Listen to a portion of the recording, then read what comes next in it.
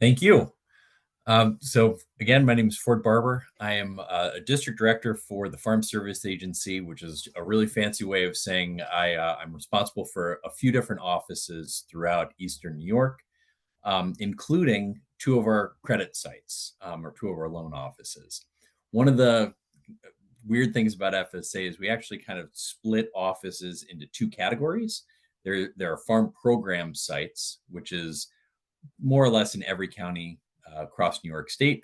Then we also have a handful of credit sites. And for Eastern New York, we have sort of the home office, which is up in Greenwich, New York. And then we also have one of our satellite sites, which is in Middletown, New York. The Middletown office had been standalone for a number of years, but after some retirements and some attrition, we weren't able to keep that fully staffed. We're now working on bringing folks back in there. So Anya is in the Middletown office, and then we got a whole team of folks up in the Greenwich office that are happy to help out. My role as district director is not a subject matter expert in pretty much anything. I'm not. I am not the most qualified person in most rooms to speak to the technical nitty gritty of programs. I do, however, have a pretty broad base of knowledge, which includes the loans that we administer and some of the eligibility questions that we address through our loan making process. I also know quite a bit about the farm programs that we administer as well. So, as the expression goes, I know enough to be dangerous, but I'm not an expert in all the programs we do. So, if you have a really technical question or something I just don't feel comfortable giving you an answer on the spot, I've got my pen and notepad over here. I'm happy to take down some notes and get back to you afterwards. And you'll have my contact information also if you've got a question that you want to ask, we just don't have time to get to today. So that having been said, I do have everyone's favorite. I've got a PowerPoint to share with you all. The PowerPoint is nice in that it's not just word salad all over the screen. It doesn't give you necessarily all of the data or all the information you need in order to answer all your questions, but it is a pretty good baseline. I'm happy to go into whatever you folks would like to a little bit further. I'm also going to direct you to some of the resources that can help you kind of take the next step if you decide you wanted to pursue a loan or if you want to learn any more about the loans. So with that having been said, I'm going to try sharing my screen now, and hopefully I'm successful. All right. So my hat is off to Chris Wills. He's one of our farm loan specialists out of the Syracuse. Well, he's technically based out of Greenwich, but he works for the state office, which is located in Syracuse. He is our state training guru, and he's also put together a number of PowerPoints for us. This is one of Chris's. So thank you to Chris, our author, who was nice enough to share this with me. The Farm Service Agency is one of the agencies under the big umbrella of USDA, or U.S. Department of Agriculture. We don't inspect meat, and we don't do a number of the other things that USDA is responsible for. We don't administer food stamps. We don't do Forest Service or anything like that, but we are part of the USDA, and we fall under their funding and the bundle of laws that come together through the Farm Bill once about every 5 years. And it's those programs, those laws that we administer through our lending program, but also all of our farm programs. So when we say that we implement ag policy, that is our role. We are not regulatory. We're not going around performing inspections to make sure you're complying with rules. We are administering credit, and we are also administering farm program dollars. We don't offer, the Farm Service Agency doesn't do a lot of technical advising. We defer to land grant universities such as Cornell, and we also defer to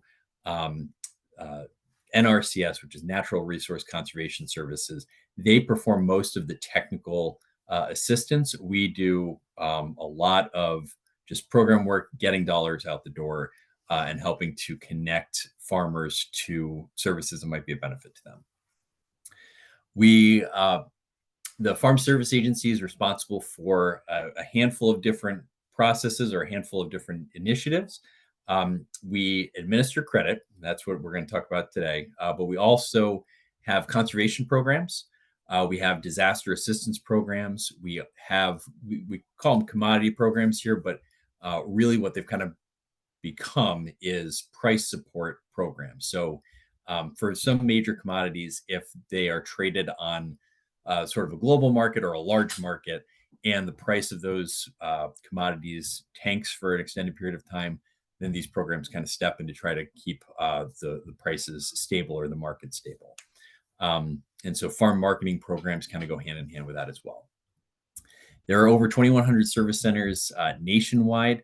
Not all service centers are credit sites. As I mentioned, there's just a handful of them across the state. And at the end of the presentation, I'll show you how to find your local credit site or how to find somebody to speak to at your local credit site.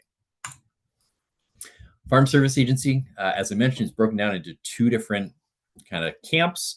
We've got the farm program side, which, as I said, there's essentially an office in every county that administers farm programs. Those are your disaster assistance, conservation, price support, those. We also have sites that administer the farm loan programs. We are very, very similar. We are, in many cases, working out of the same offices. We just have slightly different roles and responsibilities, but we all work cooperatively for the Farm Service Agency. This is a map of our credit sites throughout New York. This green area here, or the darker green area, is District 4. This is the district that I oversee, and we have currently a credit site located in Greenwich, New York. So this bullseye up here is the Farm Program Loan Office. Our farm loan manager, Peter Elmer, actually retired in May, so I am the acting farm loan manager for the time being. But we do have a team up in that office that answers the phones on the day-to-day and do most of the loan processing and requests. I mentioned we also have a site in Middletown, and Anya is one of our farm loan officers. She's located there. We're soon going to have a woman named Rachel who's going to be working out of that office as well to help out with loan making. And then our last credit employee is located out on Long Island. We actually just hired Gwen. She started with us at the beginning of January, so it'll be a little while before she's really into the mix, but that's how we're trying to meet the credit needs that are spread across a pretty big geography. And then obviously, if you are coming to us from Delaware County, you're most likely going to fall under this credit site, which also just had a retirement. Roger retired, I think it was last Friday. And his replacement has already been named. Aaron Masters has taken over that role. And so the Cortland Farm Loan team is still up and running, fully operational. The Farm Service Agency has kind of a unique role in credit and loan making. And that is, we are often going after or serving customers that have maybe struggled to get credit elsewhere. We've operated under a bunch of different analogies or a bunch of different phrases. I don't know a better way of saying it. The most recent one is called America's Lender of First Opportunity. We are a lender of first opportunity, meaning if you maybe are a beginning operation and you haven't received, you are not established enough that a large commercial lender feels comfortable lending with you, we could be that first opportunity you get. But equally so, we are also a lender to somebody that might have circumstances that just don't lend themselves to commercial credit anymore or possibly ever. If you are a farmer that is possibly of large size, but because of market conditions, because of disaster events, because of whatever the circumstances are, you are too risky a loan for a commercial lender, you may come to us to get this assistance. One of the kind of strange criteria that FSA operates under is if we believe that you could get commercial credit elsewhere, then we have to consider that. We are not supposed to, and I say we're not supposed to. There are laws saying that we don't uh, offer this assistance or these programs to folks that can attain commercial credit elsewhere. So it's not necessarily unusual for you to contact an office and say, "Hey, I'd like to get a loan." And once we start looking through your financial picture, we say, I think you might be eligible for commercial credit someplace else. Have you reached out to your bank already? And if they've rejected your application or they've said we really can't help you, then we might ask for a copy of that letter that they sent you or whatever the case may be. Or we might say, could you please reach out to your lender and get rejected, basically. That does not happen in every case. We are able to evaluate the financial picture, and based on our knowledge of, say, farm credits lending practices, we could say, "Ooh, you don't have enough collateral for them to issue a loan, or the loan request amount is too low." So, anyways, this is all a long-winded way of saying FSA is here to help uh, farmers that may have a difficulty getting commercial credit either to start their operation, expand their operation, or sustain their operation. We do this through two different types of loans, or two categories of loans, I should say. We have direct loans where we are the lender. We are working with you, the customer, or you, the farmer, directly. Um, and so that umbrella is called direct loans. That's where FSA makes and services the loans directly to producers. We provide what's called progression lending, and we'll talk about that in a little bit. The funding for those loans comes from the US Treasury. So it's literally taxpayer dollars that are being used to finance that loan. And when you repay those loans, then we are essentially reimbursing the Treasury for those loans that we took the money out for. And applications are processed and serviced in a local FSA office. The other category are guaranteed loans. And this is when a commercial lender partners with us to extend credit. So you might be, the loan might be something that a lender, say Farm Credit or Bank of Walden or whoever, wants to offer, but it's just a little too risky for them, or there's not enough security, or whatever the case may be. They'll come to FSA and they say, we would like for FSA to guarantee this loan against any losses. And the FSA portion of that guarantee is we'll guarantee up to 95% of any loss of income for that loan. So the bank would have to be willing to absorb that missing 5%. But so long as the loan would meet our requirements and everybody's in agreement, then we can also offer guaranteed loans, which have higher credit limits. And in some cases, we're able to process the loans a little bit differently than we would a direct loan. But in those cases, the dollars are not coming from the Treasury, they're coming from the bank that you're participating with. And borrowers would apply directly with that bank, with Farm Credit, with Walden Bank, with First Financial, whomever it is, and put in your loan request that way. FSA loan succession. The goal of FSA's lending practices is we want to graduate you out of needing our loans. We want you to be financially successful and to basically get prepared to either graduate to commercial credit or get yourself into a position where you might not need to get regular credit. The progression sometimes will look like this, and you could jump in at any stage of this chart. There's not a rule to it or anything. We do offer youth loans, which are great for 4-H projects or for basically farming education expenses.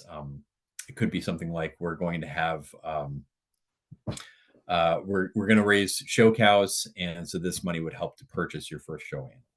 It could be we want to start an egg business, and so we're going to help to pay for the coop and that initial poultry. The next step is sometimes a microloan. A microloan is a loan request for less than $50,000. I'm sorry, less than $25,000. That has a slightly streamlined application process on the part of the applicant or the borrower. There are slightly reduced burdens on that producer or that applicant in terms of proving um, your farming background, your farming history, your financial management experience. It's meant to be sort of like an entry level loan through FSA. Still has requirements that have to be met, but they're generally a little bit more relaxed than our traditional farm operating loans and farm ownership loans. Those loans are the next step in this progression, and they can be used for the operating loans can either be a term loan where it's for expenses that, say, purchasing a vehicle might normally be spread out over a multi-year term, or it could be for annual operating expenses, your seed purchases, your fertilizer, things like that. So we do term operating loans and annual operating loans.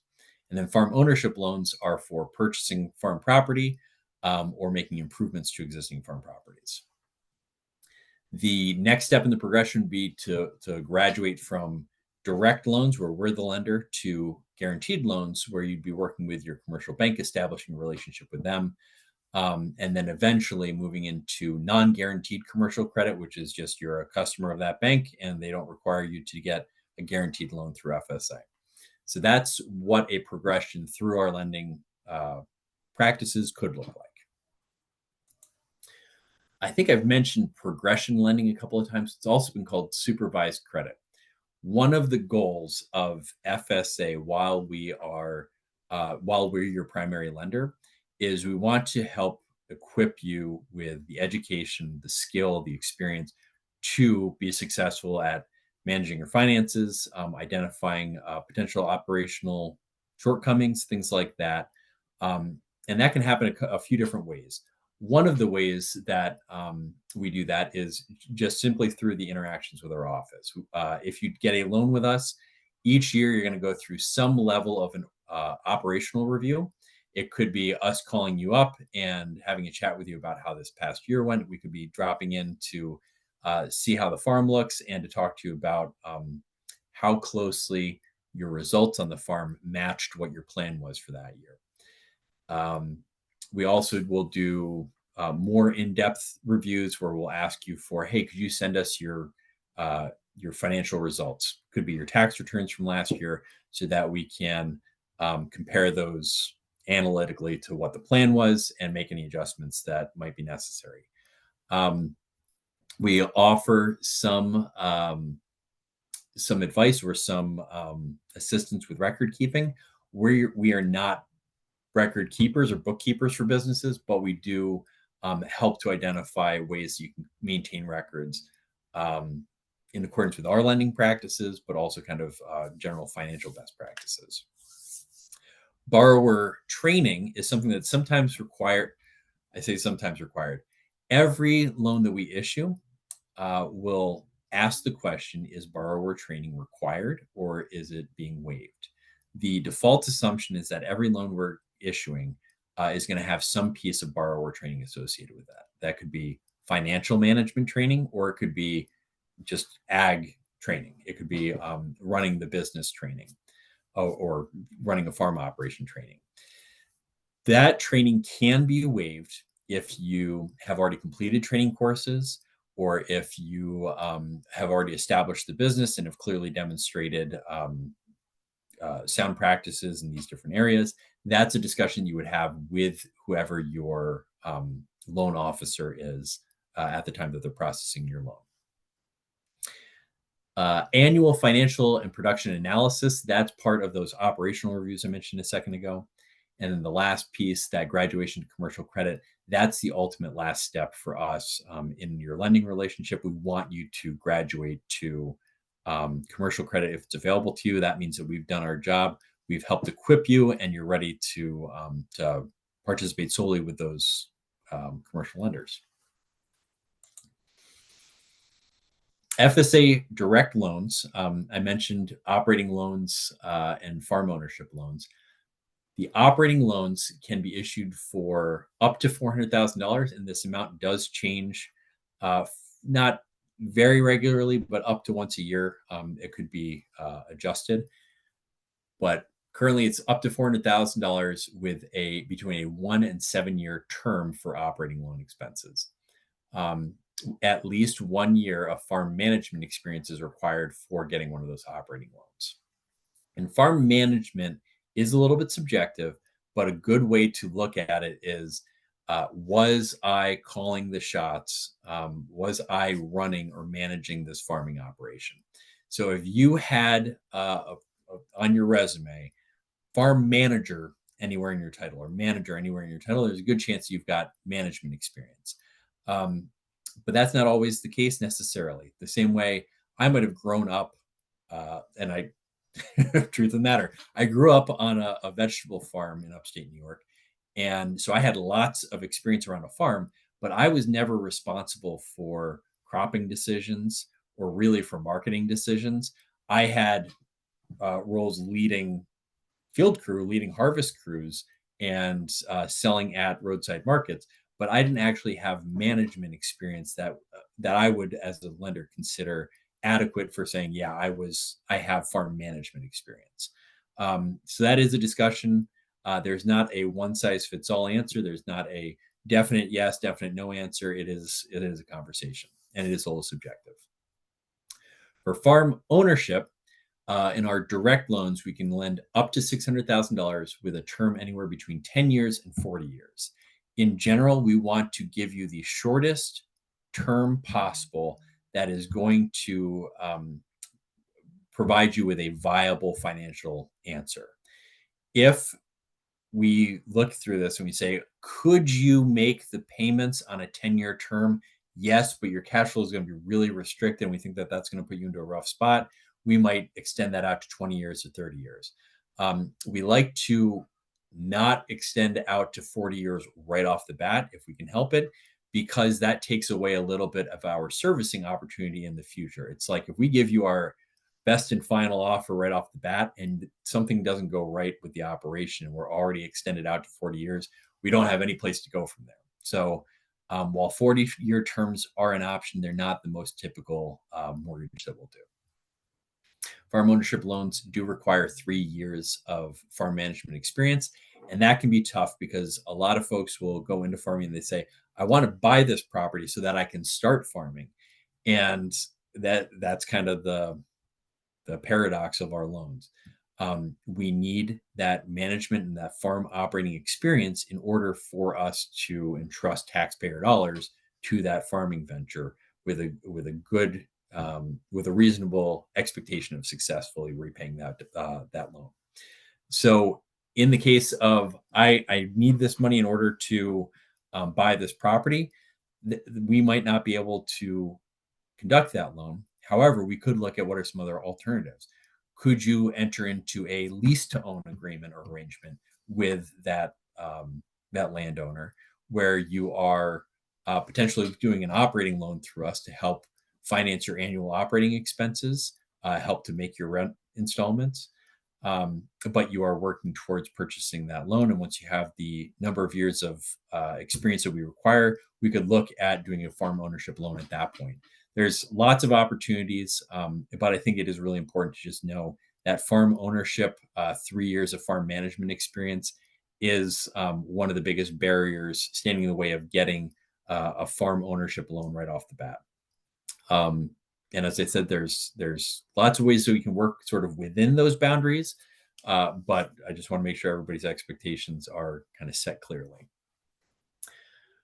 We offer supervised credit, which basically is our way of saying we're all up in your business in a good way. And I realize that I probably said that not in a supportive way, but what I really need to get across is under supervised credit, we are walking hand in hand with you, side by side with you, helping to understand financial decisions, the risks that are associated with that, so that we don't end up in a tight spot. We are a temporary financial resource. We are not meant to be your forever bank, your forever lender. That's why we hope to graduate folks to commercial credit. And lastly, we are structured to assist family farms and not necessarily farms that are made up of non-related parties coming together to farm cooperatively.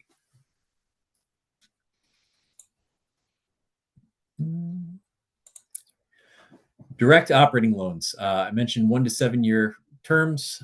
Potential uses for those OL loans are foundational livestock, so starting up your livestock operation, or purchasing the breeding stock that you need.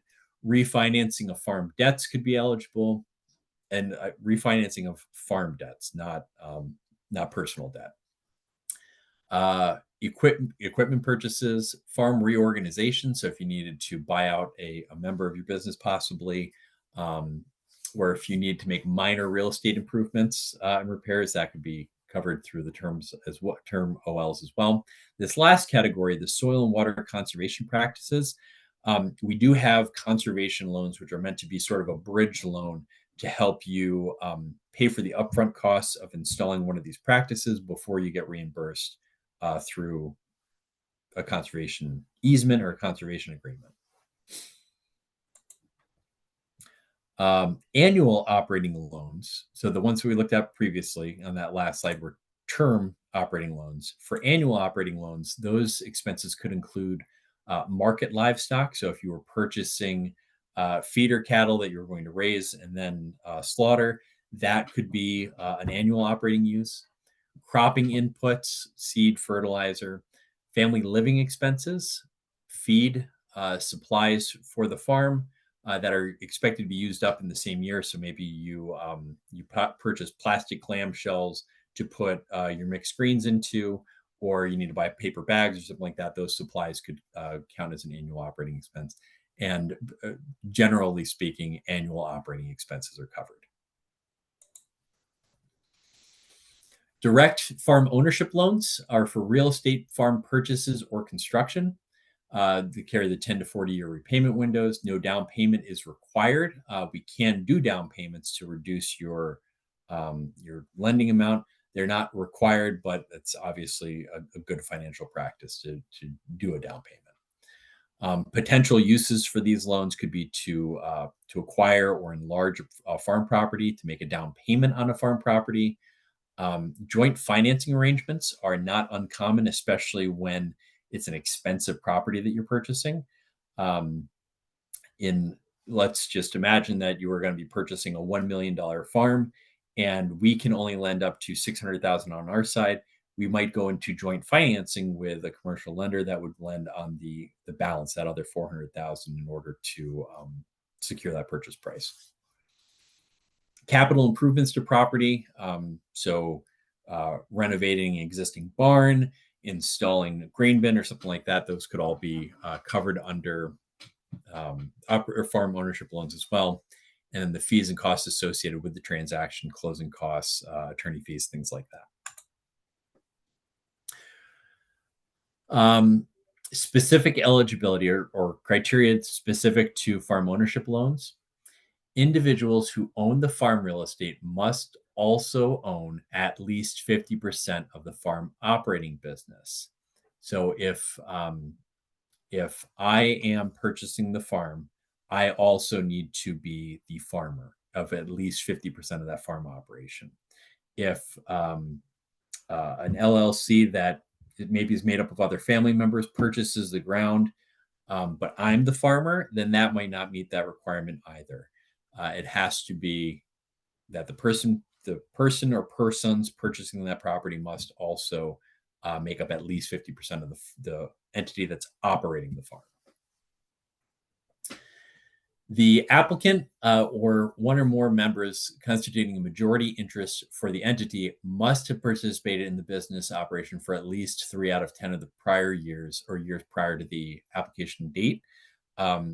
So in other words, if I'm a farming, let's just say LLC, I'm Ford Barber Farms LLC, and I've been operating that way on my own for 10 years.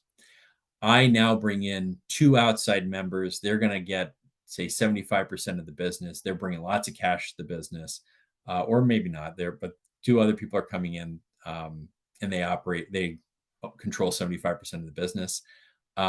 If they have not been a part of that business for 3 out of the 10 past years, then we could run into eligibility issues where we couldn't make that loan. Certain substitutions may apply for 1 to 3 years of experience. Education can help to satisfy one of those years of farming experience.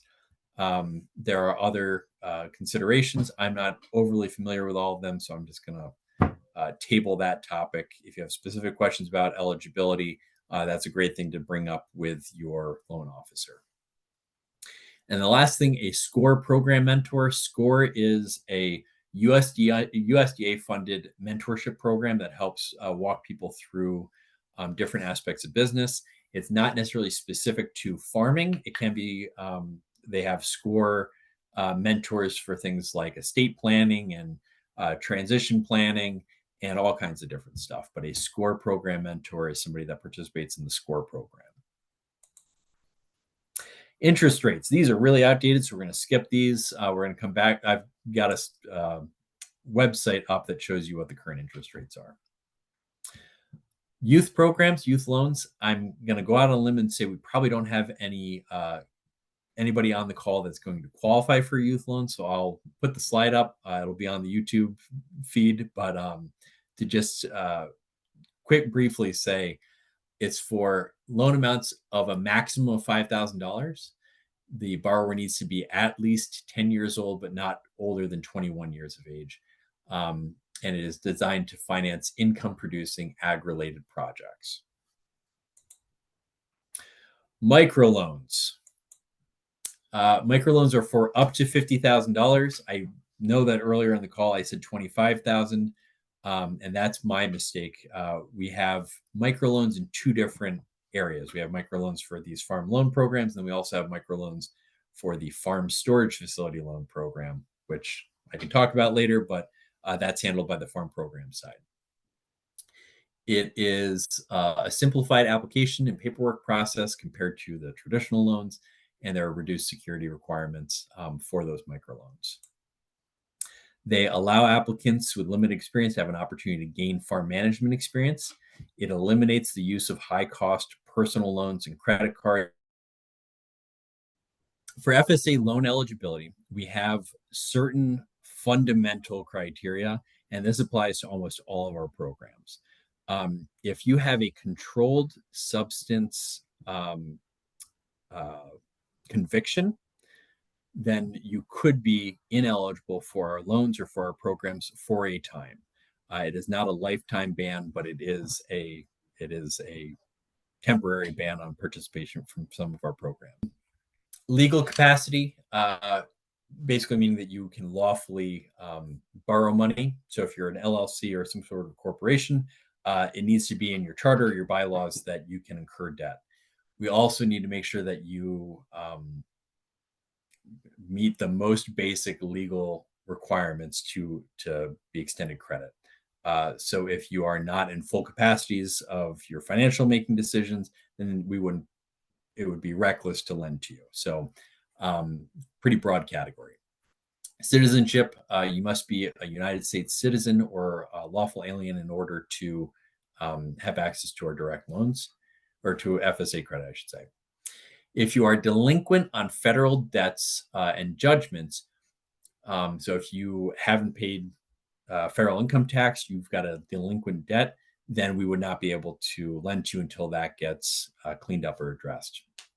And also if you have crop insurance violations, and by a violation, it's typically an ethical violation, you lied about a loss or you made some kind of a fraudulent claim, then that would, again, eliminate you from eligibility for a chunk of time, not a lifetime ban.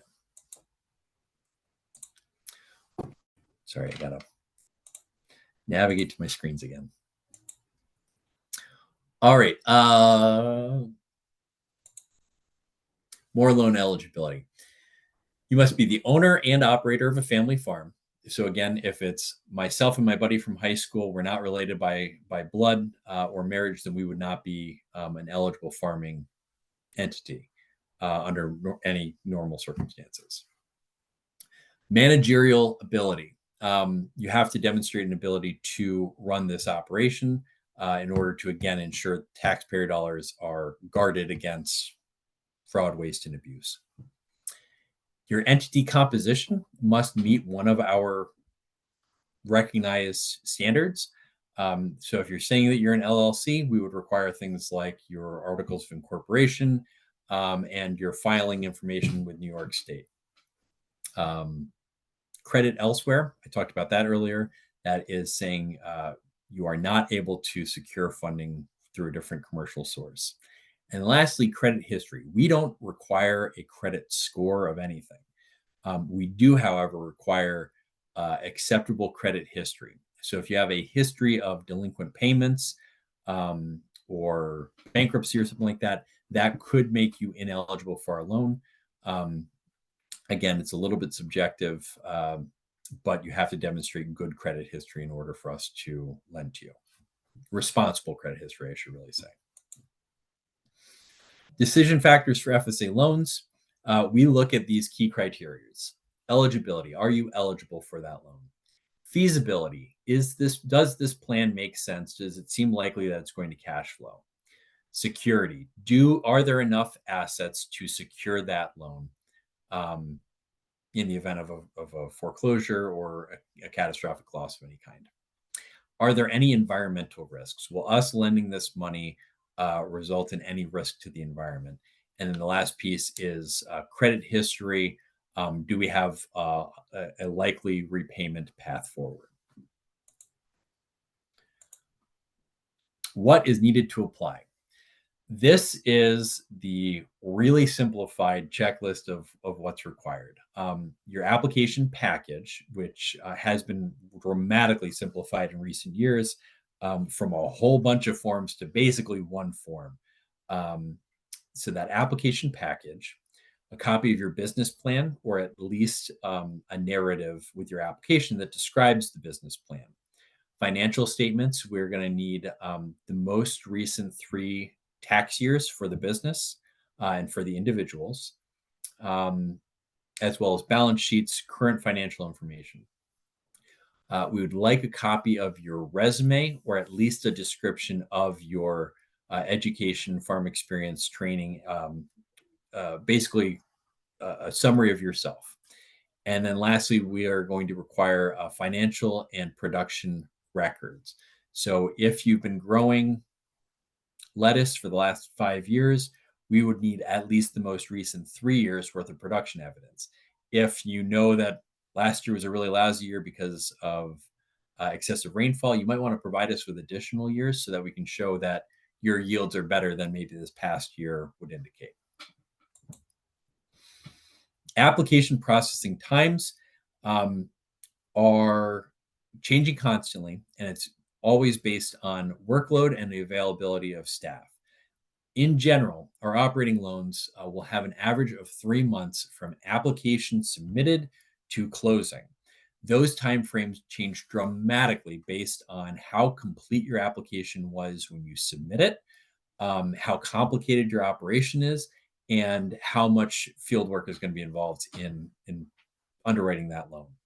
If you have been coordinating with one of our loan officers and you've walked through the application already and you've talked about what's needed and you send us a complete loan application on day one, your processing time is way faster. If it's an incomplete application, then we send you an incomplete letter. You've got 15 days to respond to that. If we haven't heard back from you from after those 15 days, we give you another 15 days before we withdraw the loan. So that can really string out those timeframes, and that's why that average is 3 months. Farm ownership loans is the wild west. We've done a lot of these, but they vary a lot from application to application. There's a lot of things that can go into it. One of the most time-consuming pieces can be ordering an appraisal. For unique properties, there's not a ton of appraisers that are qualified to make those specific assessments. And so we need to look for qualified appraisers. Also, the attorneys that you choose have to meet our closing attorney requirements, and not every lender or not every attorney does. So just working through all of those steps can add extra time to those applications. In general, though, a farm ownership loan takes about 6 months to close. Suggestions when applying: start the process early. As you can see, if you're sitting here with 0 years of farm management experience, then you're starting the process really early. You probably have a couple of years of planning and building before you're ready for that farm ownership loan. So you might be looking into microloans or term operating loans to kind of establish that history with us. Do your research. The business plan that you submit can really kind of jumpstart your application process if it's packed full of information about what's the market like, where are you marketing, what are the prices for that commodity like, what's the evidence of that. If you answer a lot of the questions that we will eventually have to address in your credit presentation, then that speeds up the process. Be realistic. This one is really challenging because if you've never run this business before, then it can be really tough to say what's a reasonable expectation. I don't want to say be pessimistic, but certainly try to be realistic with expectations. Don't assume that every year is going to be 100% production capacity when we've got such volatility in our weather and our marketing conditions. You just try to factor in as much of that as possible. Discuss your plan with others. Could be you partner with an extension agent, could be that you partner with a local farmer in the space that you're trying to break into. But discussing your plan with others is a good way of deciding, is this the best course of action for you? Develop a comprehensive business plan. Those plans should include all of these different portions. There's a lot that goes into creating a good business plan, so I don't want to rely just on this slide. But some of the things you should consider in that business plan: your production methods, your production tools, what you're going to be producing, how much of it, how much you're going to sell it for, how you're going to market it, what's the expense of creating that product going to be. It can't just be words, as Chris so eloquently put it. There should be actual justification that backs it up. So if you're saying, I'm going to sell braided goat's hair, you have to demonstrate that there's a market for braided goat's hair. If you're saying, I want to offer this really unique green that's only available in the Asian continent currently, you have to be able to show, can you actually get that crop into the United States and grow it successfully? And some of these things can kind of lead down a rabbit hole that goes off in all kinds of different directions. And again, that's part of the reason why those lending times can be extended. Contact local lenders. Find out if you are a candidate for one of their loans or if you might need to seek out FSA. Don't submit blank documents. If you do, that delays the processing time on your loans and reduces the chance of a successful submission. Look to secure the farming facilities ahead of the time of your loan, because we need to, there needs to be like a purchase agreement if you are applying for a farm ownership loan. We don't do pre-approval letters or anything like that to say, oh, you're pre-approved for this amount. We're not able to do that. Commercial lenders can. We cannot. And keep all parties informed. Make sure that your loan officer is aware of what you're working on and any application you're thinking about putting in. Borrower responsibilities. Annually, you are required to pay your installment. The loans are structured with an annual installment that's due at the same time each and every year. You have the option of prepaying, paying monthly, doing whatever is most beneficial to you that also secures taxpayer dollars. You must maintain anything that we've taken as security. So if you purchased if we have a vehicle as being part of our security, you can't turn around and sell that vehicle without getting a release from us first. We'll have a lien on that vehicle, so you can't just turn around and sell it. Keep records. Record keeping, good record keeping is crucial to successful businesses and certainly to successful loan making. Complete borrower training if it's assigned to you. Notify FSA of any changes to your operation if somebody enters the business, if somebody exits the business, and graduate from our lending programs when you're able to. The guaranteed loan program, the guaranteed loans are made by banks to farmers. The bank, Farm Credit or whomever is FSA's client, we're working directly with the bank at that point. The farmer is the bank's client. Loans are made at whatever the bank's rates and terms are, and FSA is providing a guarantee on those loans for between 80 to 95%.